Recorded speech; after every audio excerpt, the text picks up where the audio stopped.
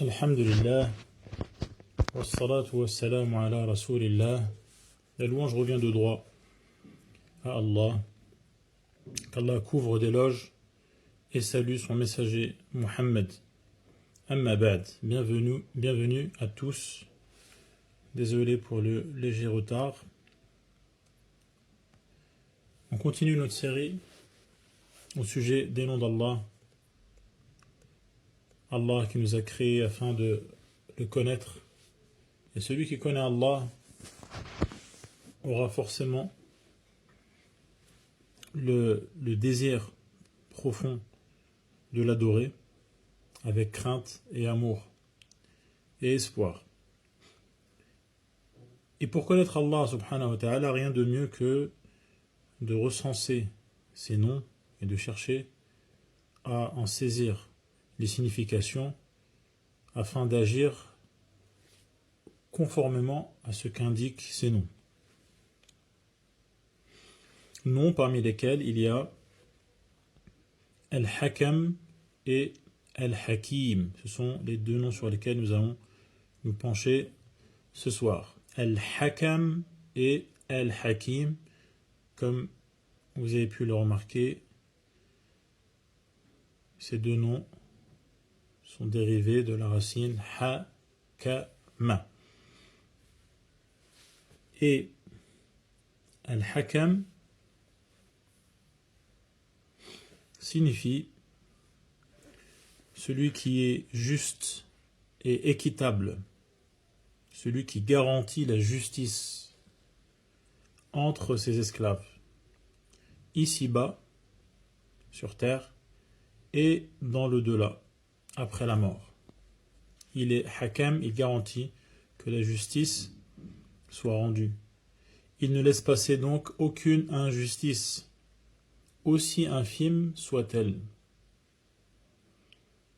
Allah fait parvenir à chacun ses droits et il ne fait payer à personne la faute qui est commise par un autre.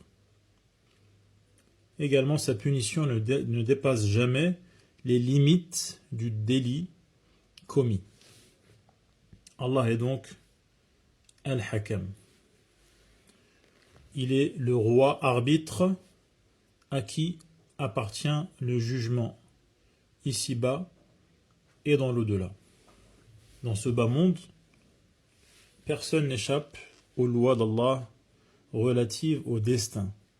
Donc comme vous savez, quand on parle des lois d'Allah, cela peut signifier les lois juridiques, shar'iyya, l'ahkam shar'iyya, c'est-à-dire ce qu'Allah nous a imposé comme forme de soumission et comme loi qui régissent nos vies, ce qu'on a le droit de faire, ce qu'on n'a pas le droit de faire. Il y a également des lois relatives au destin. Allah a prédestiné les événements qui allaient nous concerner. Et personne n'échappe à ces lois. Quand Allah a destiné qu'une chose arrive, personne ne peut l'empêcher, ou qu'elle n'arrive pas, personne ne peut la faire survenir. Et donc personne n'échappe aux lois d'Allah relatives au destin ici-bas. Tout jugement qu'il a prédestiné se réalise inéluctablement, rien ne peut l'en empêcher, rien ne peut s'y opposer, personne ne peut trouver à y redire. Ce qu'Allah veut a lieu, et ce qu'il ne veut pas n'a pas lieu. Également, Allah est Hakam, juge, arbitre, dans le sens où aucun individu qui est religieusement responsable, c'est-à-dire en pleine possession de ses facultés mentales, et pubère, aucun individu religieusement responsable ne peut se soustraire aux lois religieuses d'Allah. Il est concerné par ces lois. Il n'a pas le droit d'y échapper. Et ces lois, qui sont les lois d'Allah, Al-Hakam, sont les plus admirables lois qui puissent exister, car elles permettent au genre humain d'agir correctement. et de la manière la plus parfaite. Allah est Ar-Rabb, celui qui prend soin de ses créatures, et il est insensé, il serait absurde qu'Allah crée l'univers, les gens, et les abandonne, et qu'il les laisse livrés à eux-mêmes sans savoir ce dont ils ont besoin comme loi pour vivre convenablement. Non, Allah est Hakam. Il permet au genre humain d'agir correctement de la manière la plus parfaite en leur montrant quelles sont les lois qui leur conviennent. Les gens ne peuvent pratiquer convenablement la religion ni trouver la bonne direction que s'ils adoptent ces lois d'Allah al-Hakam, ces lois qu'Allah a instaurées par le biais de ses messagers. Il a envoyé ses messagers afin qu'ils exposent justement ces lois. Car qui est meilleur législateur? Qui serait meilleur législateur qu'Allah pour des gens qui ont une foi ferme, comme on peut voir dans Surat Al-Ma'idah. On peut voir également dans Surat Al-An'am, ce qui signifie « Chercherai-je un autre juge qu'Allah » Hakama, et on retrouve donc ce nom dans ce verset. Alors que c'est lui, chercherai-je donc un autre juge qu'Allah, alors que c'est lui qui a descendu à votre intention le livre détaillé. Livre détaillé qui expose justement ces lois. Allah sera également dans l'au-delà, là on a parlé de la vie d'ici-bas, et dans l'au-delà également, Allah sera le seul à juger. Personne d'autre n'aura le droit à la parole, et encore moins au jugement. Même le droit d'intercéder, c'est-à-dire d'intervenir en faveur de quelqu'un d'autre, même ce droit d'intercéder, shafa'a, sera subordonné à la volonté d'Allah. C'est seulement si Allah donne la permission que ceux qui peuvent intercéder, intercéderont.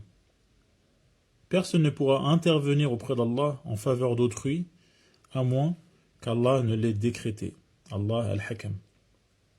Et toutes ces lois comportent la parfaite sagesse et la justice, et c'est là qu'on peut parler de l'autre nom, vu qu'on a évoqué maintenant la sagesse, l'autre nom d'Allah qui ressemble à Al-Hakam, cet autre nom est Al-Hakim, en allongeant le kaf avec un ya.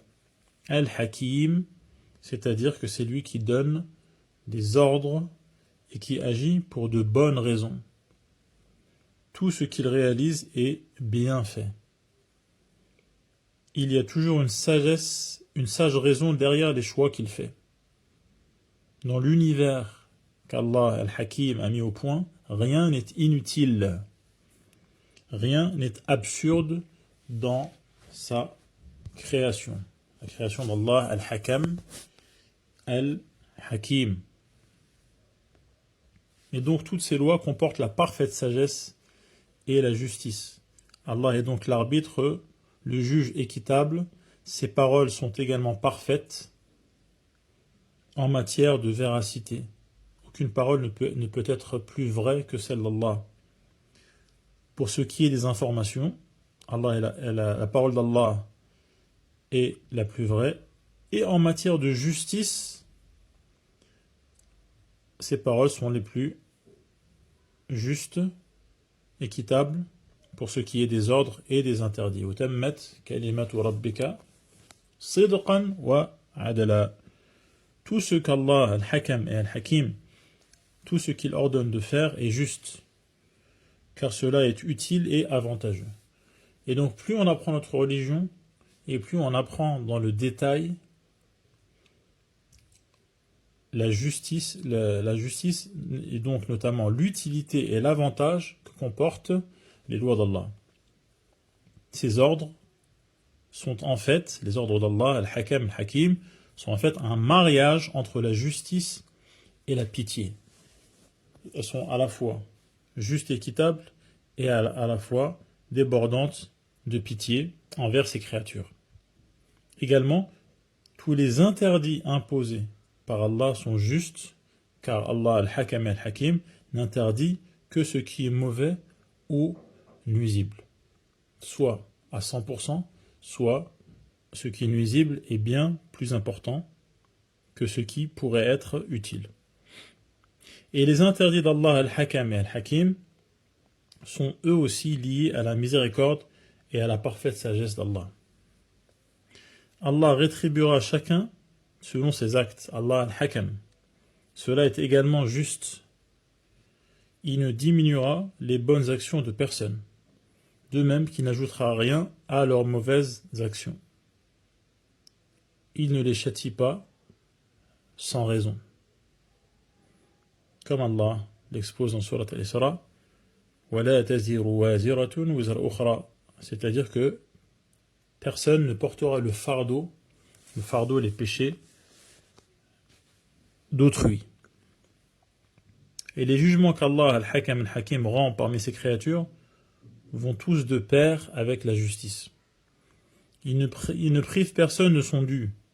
Il ne néglige pas les oppresseurs, les injustes. Il ne laisse pas se perdre les droits des opprimés. La justice divine couvre toutes les créatures, même les animaux, pourtant non responsables, religieusement parlant, eh bien, ils bénéficient de la pitié d'Allah.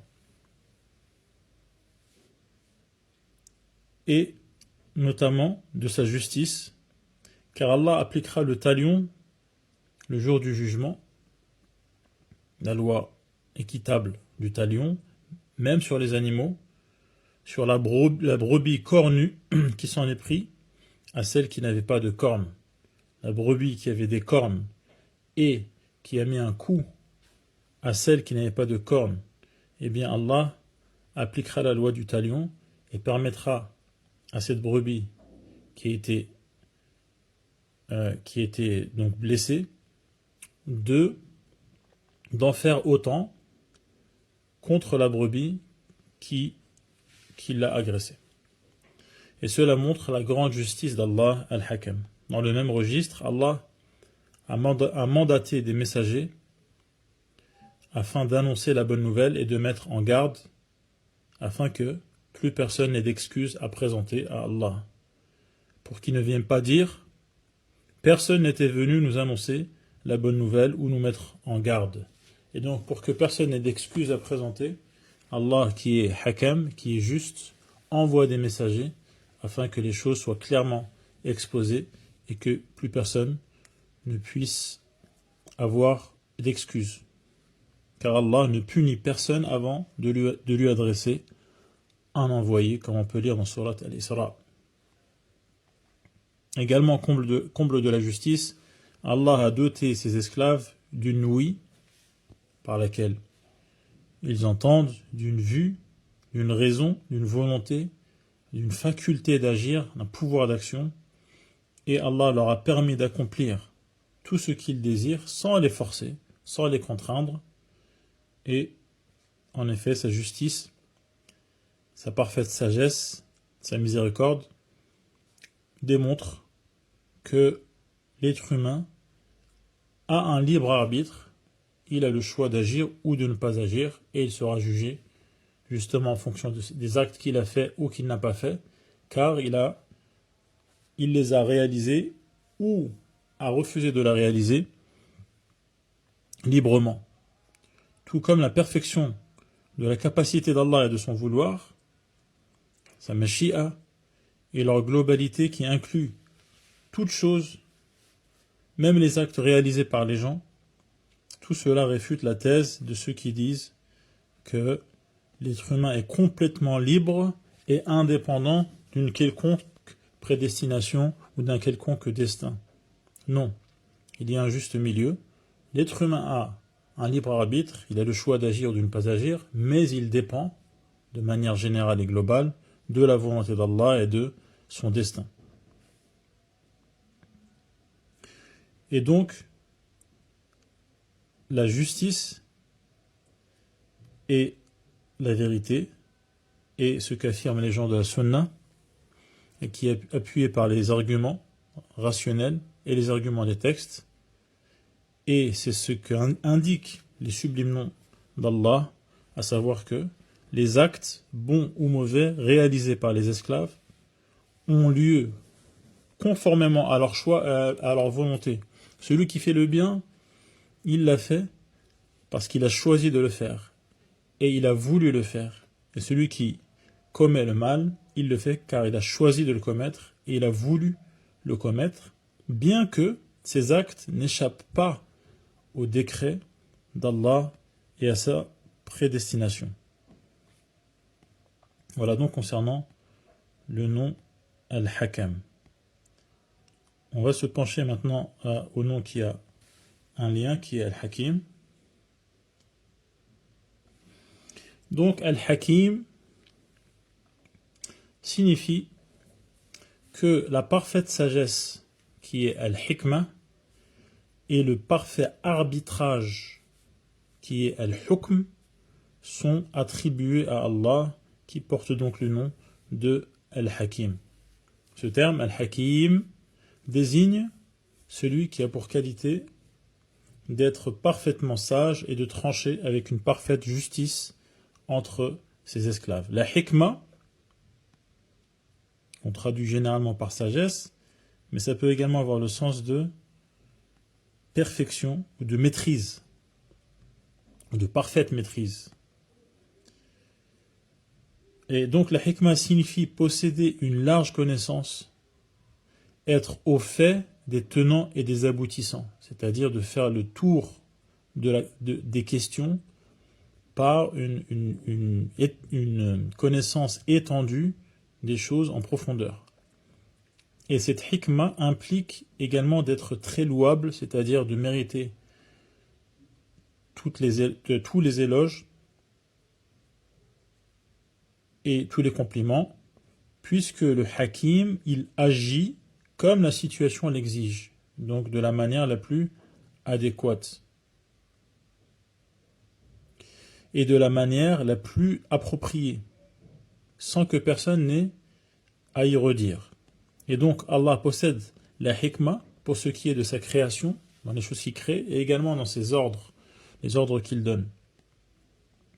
Et la sagesse relative à la création d'Allah tient au fait que Allah a permis à ce monde d'exister et il l'a conçu à juste raison, avec une finalité, un but visé dans cette création, et ce but est entièrement juste. Comme on le sait, Allah nous a créés afin qu'on le connaisse et afin qu'on l'adore. Ce qui est complètement juste. Et Allah a agencé Al-Hakim, Allah a agencé sa création de la manière la plus harmonieuse, suivant un ordre parfait. Il a donné à chaque créature l'aspect qui lui convient. Il a même donné à chaque partie qui constitue le corps de ces créatures, à chaque membre, l'aspect le plus adéquat pour sa fonction et en adéquation avec le corps de cette créature. C'est bien qu'on ne remarque rien de disgracieux, on ne remarque aucune faille, on ne remarque aucun défaut, aucune imperfection. J'irai même plus loin. Si toutes les intelligences s'unissaient pour proposer un type de création meilleur que celui qui existe et qu'on voit autour de nous dans cet univers, ces intelligences en seraient tout simplement incapables. Et quand on connaît les qualités d'Allah, qu'on essaie d'apprendre dans cette série, cela devient évident lorsqu'on est équitable et qu'on a pour foi qu'Allah détient cette perfection, que les créatures ne parviendront jamais à cerner, et qu'Allah est bien plus important que toute perfection concevable et imaginable.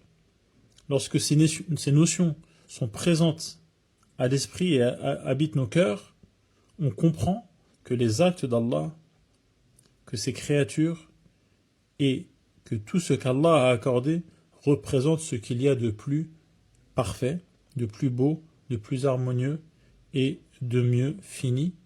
Voilà donc le sens de Al-Hakim. Comme Allah nous dit dans Surat An-Naml, telle est l'œuvre d'Allah. qui a tout façonné à la perfection. En matière de perfection et de beauté, l'acte dépend donc de l'acteur. Et comme ici, celui qui a agi et qui a créé ce monde n'est autre qu'Allah, qui est le plus beau et le plus parfait, eh bien on voit dans cette création qui nous entoure, et nos propres corps, on en voit les effets. Tout comme la décision est attribuée à celui qui l'a prise. Si celui qui prend une décision est quelqu'un de posé, de raisonné, de raisonnable, d'intelligent, les décisions qu'il prendra, on verra les effets de ses qualités de décideur. Et comme personne ne ressemble à Allah, pour ce qui est des qualités, de la grandeur, de la beauté, également, personne ne pourra avoir des actes qui ressemblent à ceux d'Allah et créer quoi que ce soit, comme Allah subhanahu wa ta'ala lui-même a créé. Il a d'ailleurs mis ses esclaves au défi. Allah, Al-Hakim, et donc qui a créé à la perfection, met ses esclaves au défi de trouver un quelconque défaut ou une faille dans les éléments qu'il a créés, comme on peut le lire dans de nombreux passages du Coran. Et donc celui qui aurait le culot de prétendre trouver un défaut dans cette création afficherait sa folie au grand jour et serait la risée des personnes raisonnables. Concernant la sagesse d'Allah relative à ses lois et à ses ordres, là on a parlé de sa création. Maintenant, concernant ses lois et ses ordres, on remarque qu'Allah a instauré un règlement, il a fait descendre des livres, il a envoyé des messagers, tout cela afin que les gens le connaissent et l'adorent. Y a-t-il une plus profonde sagesse que cela? Y aurait-il une plus grande faveur que cela? Le fait qu'Allah nous permette de le connaître. Voilà donc concernant le nom Al-Hakim, il y a encore certains éléments à mentionner, mais on ne pourra pas le faire ce soir. Ce sera sûrement pour la prochaine fois, Inch'Allah, au sujet du nom Al-Hakim. Je vous donne rendez-vous donc la semaine prochaine à la même heure, Inch'Allah, voire un petit peu plus tôt, car la vraie récompense pour votre attention et nous pardonne à tous nos péchés et nous donne la permission de le connaître et de l'adorer comme il convient. Wassalamu alaikum wa rahmatullahi wa barakatuh.